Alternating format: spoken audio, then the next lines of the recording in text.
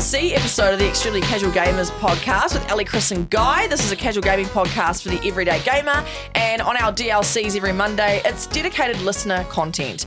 And we don't have Chris here today because if you would have heard in the last episode, he's done his quad. He's lost his leg. He's lost his leg, so he couldn't come and talk for some reason. Yeah. No, I think he would be here. I think timing-wise, he did the injury really close to when we were recorded. He did, to be fair. And he had to go to A&E to get an X-ray. No, he did. Look, I we're guess- going to feel so bad if the injury is really bad. if he's broken his whole femur or something, oh my gosh. Okay, I think if he hopefully broke not. his femur, he wouldn't just have had an ice pack on his leg. I think he would be like catatonic. So it's just his quad. So it's just a muscle, yeah, just really. muscle. Oh, yeah. No, actually, to be fair, muscles hurt so Oh my much God. more than you think. When Yeah. you strain or pull a muscle, oh, no, they're horrible. So, Chris, hope you're okay. But on last week's DLC, we chatted about what video games people think me, you, and Chris would enjoy. Yes. And they were giving us recommendations. And so I thought I'd take it upon myself to actually follow through and actually do some gaming for once and take a recommendation on. So Brandon from our ECG for ECG Facebook group, he recommended a couple of games and I chose to do, I know you guys recommended Zoo Tycoon, which I Yeah. will do, but I decided to, for the first recommendation, do one that he'd actually recommended, Yeah. which was Game Dev Tycoon. So this game, basically, I think it was made by two brothers because they had the same last name. So I'm just going to guess they're brothers. Or it's a massive coincidence. It could They just be met that. and they go, hey, cool last name, let's make a Let's game. make a game, exactly. So it's kind of like a little niche indie sort of simulation game. Yep. And you basically just play a game developer, and it's actually quite tricky. I stream this on my Twitch channel, and basically you've got to create video games with like certain genres, certain features, Yep. and you've got to try and balance, like, for example, you choose, say, it's going to be an RPG, and the theme is going to be action. Mm-hmm. And then you've got to try and get like the graphics and everything, the right ratio. I'm not explaining this well. Because if you, well, you know, I understand. If you play, Yeah. let's say, action RPG, you're going to have a pretty decent engine to support that game. But if you have a pretty decent engine, then it's got shitty graphics, then it's not going to perform as well. Exactly. you know? So you've got to get all those balances Yeah. right. And it kind of exposed me quite quickly that I don't fully understand even the genres of games and even what an engine really is. And I did really badly. In the first few games, you've got a budget that you get given at the start, but must be every week or month, game time, you lose 8K to like living costs. Yeah. So literally within like 30 minutes, I'd gone bankrupt already. So I'd start again. And Yeah. then when I got the hang of it, I had Stream helping me massively. And then I was like, I'm going to do one round where I just do it on my own. Everyone, leave me Everyone alone. be quiet. I'm going to mute chat. Yeah, I have Keep those donations if you want to do them though. I have learned so much in the last hour. I know how to develop a game. I did my own video game and I got the lowest rating out of the whole 2 hours that I was playing. And so I have not learned a thing. Yeah. But I do want to say thank you so much, Brandon, because I actually did really enjoy that. And now that I've started getting bit more progress in it, because I did only play it for 2 hours, I kind of do want to play it a bit more just to see how much further it goes. Totally. Yeah, because I was getting to a point where I was like, oh, okay, I kind of get this. But I think I'm the issue. I didn't fully understand a lot of it. I think I need to be taught more about. That's completely fine. I mean, I know from experience of playing lots of games where right at the start I suck at it. It's true. I guess You know? it's quite normal. You If suck you, and yeah, then exactly. If you're an ace at a game right from the get-go, then you're not playing a difficult enough game. That's true. That's very true. So no, I actually had a lot of fun doing it. Now I was, having a delightful time on my stream and was struggling. I was, there's people watching me. I'm kind of like not panicky, but I'm always aware that there's an audience. There is pressure. Yeah, there's a bit of pressure, Yeah. and chat's constantly going, and I'm reading chat, I'm playing a game, and I'm not always looking at the names of the people talking. Yeah. So I'm sort of just like seeing what they're saying. And at one point, it was one of those moments in life where you just don't process the information before you take action on the information. your body was doing it before your brain was reacting. Yeah. Exactly. And some who I thought was a fan of mine, some loyal fan, Totally. had commented, to bring up the hint menu, Yeah. you just do Alt F4. That's good. Now, you already know where this went. And the thing is, I know what Alt F4 does. I've known that since I was a teenager, because that's how I used to hide, Bebo from my parents. I know what that does.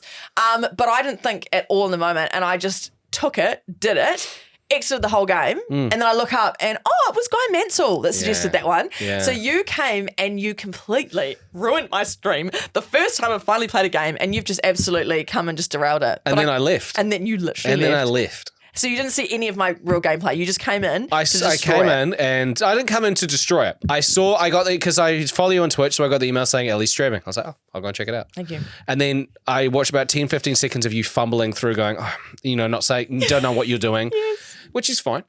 Yeah, and then just the little red devil popped up on my shoulder and he said, she just admitted that she doesn't know what she's doing. Do you know what you could do? And then the little angel on my left shoulder went, actually, I'm gonna back him there. That's a really funny idea. So both of them were saying. Right, so you had permission from two. Yeah, okay. Yeah. All right, I guess And the thing is, I said this to you before, I felt lame as I typed it out because I thought, like, everyone in the chat's gonna go, who's this douchebag? Yeah. It's not going to work. And I thought, like, I'll just put in the chat trying to say a joke and then it's just not going to work because who would fall for that in 2025? And the fact that I said it and then like 3 seconds later you did it. I literally did it. Because I remember, like, you can watch the stream. Yes. We'll put up a video as well. Yes, we will. Of Ellie looking at the screen where the game is, looking across at the chat and sort of mouthing to herself as she's reading it. And then her looking at the keyboard and going, and then the screen goes black. It was just delicious. That would have been so funny from your POV. Oh, it was so good. I was sitting on the couch having a coffee and then I was just like messing with Ellie. She closes the game. Ha ha ha ha ha. Quit Twitch. Carry on watching TV. I'm like, oh my God. That was so good. It. No, it was great. I definitely took that bait and I'm quite ashamed of myself. But hey, it did make for some good content. I love how a lot of the comments were like, there's no, like, you did not just fall for that. People were like, come on, Ellie. I know. I got so much. It really exposed me once again as being very casual when it comes to gaming. But I swear, I knew what Old F4 did. But I'll give it to you, bro, because it was actually quite good content. It's a pretty funny video. So we'll post it on our Instagram story or something so you can see the beauty that Guy did and ruined. But I also wanted to chat about Sean Vandermeer. Maybe I'll actually just say the mini review of that game. I enjoyed it. I didn't enjoy it like as much as other games I've played before. Totally. But I think it's actually a lack of understanding. I think if I had a bit more time to really grasp it and understand it better, I know that I would want to play it more because I can see why it's addictive.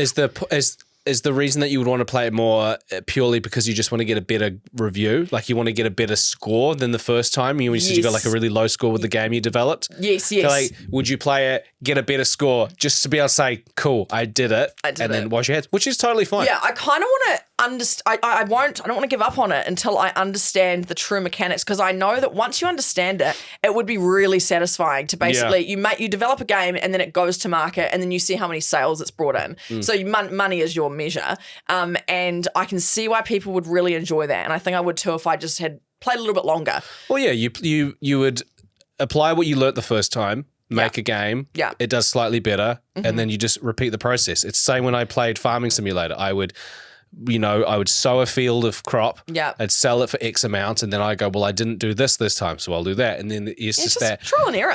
I would do at least one more stream on it. Yeah. And if at the end of it you feel ever so slightly different, bin it. Yeah. But I'm very proud of you. Thank you. For doing it. Thank you so much. Not just for doing a stream, because streaming's hard. Yeah. Because you got douchebags in your chat telling you to quit the game. Yes. And also you played a game that you've never played before that sounds difficult. Yeah. When I was watching it, I was like, that's kind of trippy. Thank you. Yeah. So and just playing a game. Exactly. I played a game and it was on PC. And so what I'll do is tomorrow's Tuesday, if you're listening to this, I'm going to stream it again, same time.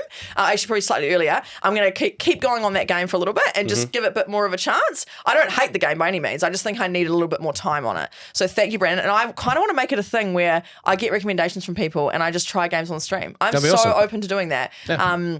And then maybe sometimes we could get you guys playing as well, like you and Chris. Cool. Come play with me. It wasn't weird until you said that. Yeah, no, it wasn't, was it? I really... All right, speaking of niche games, Sean Vandermeer, our friend, he put a little post in our ECG for ECG Facebook group and he basically just said, what is the most obscure, weirdest, least AAA game you've played? And I just thought I'd list some of the games in case anyone wants to try it. I like it. Dean said it's Monster Rancher 2. You create monsters by putting random CDs into the PlayStation.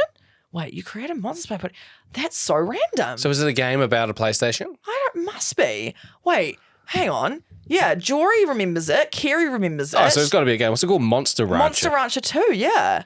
I'll list, while you've researched that, I'll list some more off. Lisa said Buddy Simulator 1984.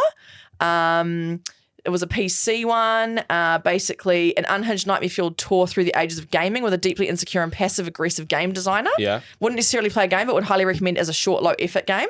Where Cameron said maybe Donna, a game where you train gladiators to fight in the arena. That's cool. Yeah. Kung Fu Chaos. Jory said that one. It was a party game. And Fusion Frenzy, I think, was another one. Capitalism 2 from Charles, a game about owning a business and getting richer than your opponents. Cool. It's just about, how the world works, I guess. Jory, Swords and Sandals, used to be a Flash game years ago. Unsure if it counts, but it's on Steam now. So that's interesting. Then Kerry also said Legend of Legaia, Final Fantasy vibes. Combat system was so different. Using the D-pad, high kick, low kick, left and right punch. You made combos. So would that kind of like be Tekken, maybe, kind of? Yeah. Yeah, nice. Fly Simulator was Sean's, who started this post. You either play as a waiter in a fast food place trying to get all the flies, or you play as the fly trying to avoid the waiter. That's funny. I'd rather be the fly. Oh my gosh, yeah. Being the waiter would be that'd be so frustrating. Infuriating, Although yeah. it would be quite rewarding. Yeah, got him. I kind of want to do that. Oh, and then we've got Grabbed by the Ghoulies, which is one that. Oh, very good. That was Grabbed from by the Luke. Ghoulies. Yeah, love that one. So thank you for that. You can always contribute to our ECG for ECG Facebook group, especially for our DLC episodes like this one. We'd love to chat about listener content and anything. It could even be a story you told. One thing I will mention is I don't know if you saw this in the group. I think you might have actually because you commented on it. But Tyler, where was it? Oh my gosh, I've lost it. No, it was Josh, sorry. Josh Moody. He basically posted in our our ECG for ECG group the other day and said he had caught up with friends that he's been playing D&D with over the internet for just over a year, and they hung out at PAX and they met each other. PAX in Australia, which is like Armageddon in New Zealand. Yeah. I love that you've been playing D&D online. That's rad as well. Yeah, I really want to cool. get into Dungeons and Dragons. Yeah, it was actually quite fun when I played it. I was like, I can see why people like this. It's great. So yeah, let us know in the group if there's anything else you want us to chat about, or even tell us stories like that one from Absolutely. Josh. Yeah. Other than that, have a great week, and hopefully we'll have Chris back, not in a cast, not on crutches, not in a wheelchair. Well, yeah, I mean, luckily the studio is wheelchair accessible. That's true. That's very true. We'll just have to bring in a tissue box for his tears. Yeah. Oh, okay. Well, have a good week. We'll see you on Thursday. We're such dicks. I know.